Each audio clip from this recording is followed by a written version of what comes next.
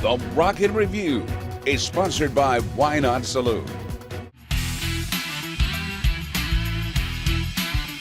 We're so thrilled to have on the show an incredible country music singer, songwriter, and guitarist. He's the pride of Kentucky and also West Virginia. Jeff Copley, it's good to have you on the show. Thank you, good to be here. You know, I remember when your single came out back in 1995, Evergreen, but the rest of the album and everything didn't release. But now, 30 years later, the album is out and gaining ground. How do you feel about that? I know, I'm so excited. I mean, it's just something I never expected. I mean, that you just dream for. Right. But when the album was released, immediately I got on social media. I was one of these people who had not participated in Facebook or social media because I was working all the time, selling real estate and property management, and still played music, but it was sort of on the back burner. I mean, we all have to work our 9 to 5, and yes, we do. And that's what I did when I left Nashville. Went back to school, got my Kentucky real estate license in Lexington, Kentucky, and pursued my real estate career, and that's what I did for the past 25 years.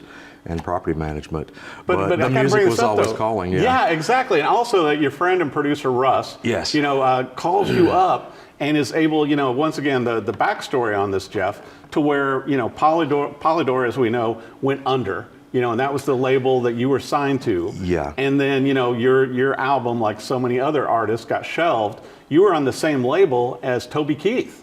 I was. And a lot of other huge artists, and he's one of the few that survived it. Absolutely. But then your whole deal got shelved right as your career was taking off back in the 90s. Yeah, Toby should have been a cowboy, and of course he was such a phenomenal artist and songwriter and entertainer. People loved him, and his career was off to a running start. And the rest of us were pretty much new artists, at that point. And the Evergreen album was released, and then within a short time, Polydor made the announcement they were closing the doors. And I got to bring this up too, to where I remember, you were already CMT. You were like a darling of CMT. You had sponsorships with like Walmart and all these other sponsorships going on. So things were going in the right projection. And when I listened to this album too with Evergreen, and it's such a great album, and the songs and the lyrics and everything, the instrumentation are so incredible. Thank but you. it's kind of a time capsule. Because you can hear, certainly all of us listening to country music then in the 90s, it has that sound and feel, and that's like a snapshot. It really is. And now it's like somebody brought it out from 1995 to 2024. Yeah, exactly. And here are all your songs that you labored on for a year before the single and before the whole album release, Jeff. Yeah, I had moved to town. I had been performing back home. I got my start in Louisa, Kentucky, in my band Desperado. I was going to bring that up. Well, and actually, too, you started playing and singing at only 5 years old. I did. Back in church. Yeah. And then didn't you pick up guitar and piano like around 15 or so? That's right. As a lot of us in Appalachia and maybe a lot of other places, we get our first start singing in church. Well, and also it might have been something in the water for you because, right there on the country music highway, how many major artists came out of your area? Exactly. There was at least a dozen artists that I could name right now from my immediate area. As a matter of fact, there's a stretch of highway, US 23, that they now call the Country Music Highway because of all the artists that are from that area. Yeah. Everyone from, back in the early 60s, Loretta Lynn, Paintsville, Kentucky, to Chris Stapleton. Louisa has Ricky Skaggs and Larry Cordell. And then in recent times, American Idol winner Noah Thompson. So from the early 60s up until even modern times, there have been people who've come to Nashville and struck country music gold. Yes, they have. So, and I got to bring this up too with your band Desperado. You were playing a venue, and the owner kind of discovered you and was the one who recommended. And he had a friend in Nashville that had a little studio. And so, he was the one who said, Jeff, you really need to think about this whole Nashville thing. It was such an amazing opportunity. I had gotten invited to perform at a songwriter showcase at the Carriage House in Paintsville, Kentucky. Yeah, and I totally remember that venue. Yeah, very beautiful hotel. A lot of the schools have their proms there, or they used to back in my day.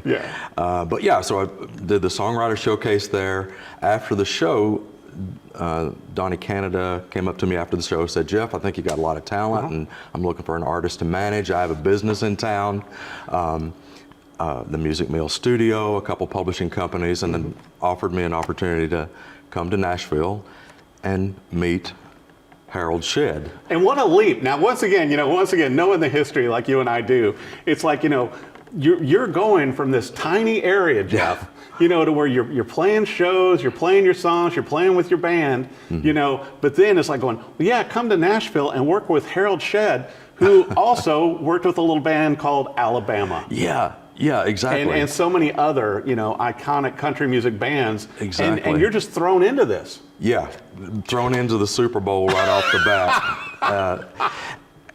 But it was just unbelievable, really, to have that kind of opportunity. I was almost in disbelief, but right. Certainly I was thankful for the opportunity. Donnie Canada picked me up in Williamson, West Virginia. I took him up on the offer gladly. Came to Nashville. Right. He picked me up in a Rolls Royce. Now, Donnie had a coal company in Pike County, Kentucky. Sure. Picked me up. My first trip to Nashville was in a Rolls Royce, and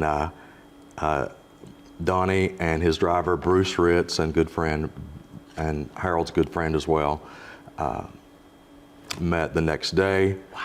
And that led to me going into the studio, right. and then meeting Russ Savidson. He said, go on over to the Music Mill. And Russ is such an icon too, and has worked with so many great artists over the years. Yeah, but to me, that full circle, and also I've got to bring this up, on the album from Evergreen, you have incredible hair on there. I mean, it's like, and I used to have that kind of hair back then too.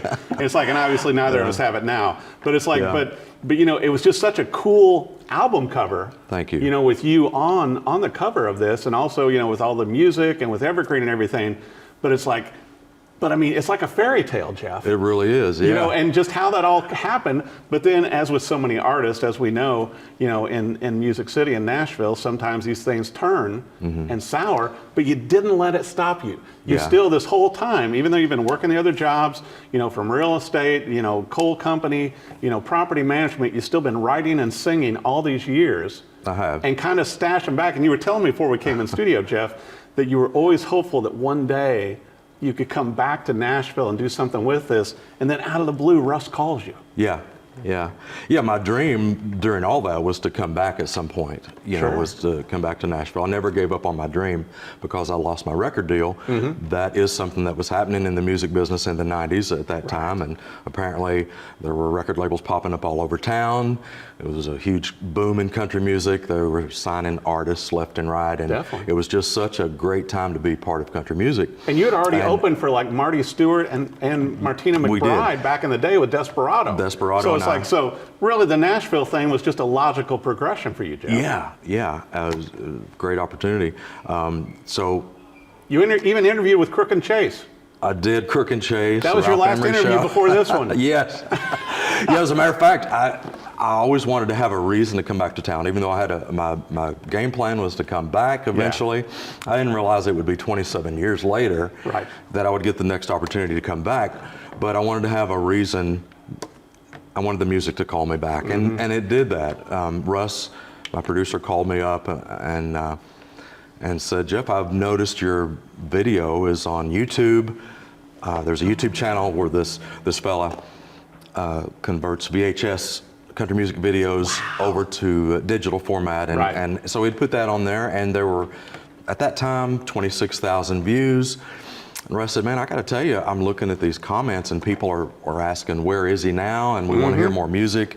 And it's like such an incredible story. I know. I had no idea, because I didn't participate in social media, how people felt about it. So it was such a welcome surprise, and it really felt good to know that people wanted to hear more. Well, you definitely, and also you even brought, one of your favorite guitars, this incredible, 60s Gibson Dove that you've written so many songs on. And now you're writing new songs on it. I am. That you're going to release in the future. You're putting together a band. I am. And you're going to be going out on the road playing the songs that you've done in the past from Evergreen.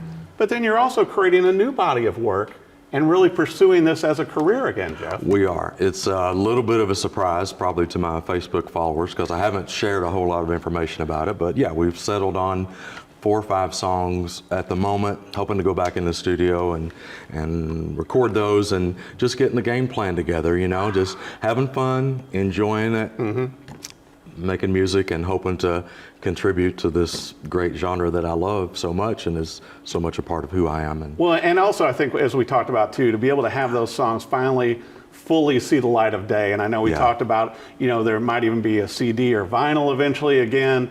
And you know, I think it's one of those things too, Jeff, to where you may have to like find that coat, because that incredible coat you're wearing on the cover too, and you don't have to do the hair, but then you can like restage that with your new stuff, and it's like, this is me now.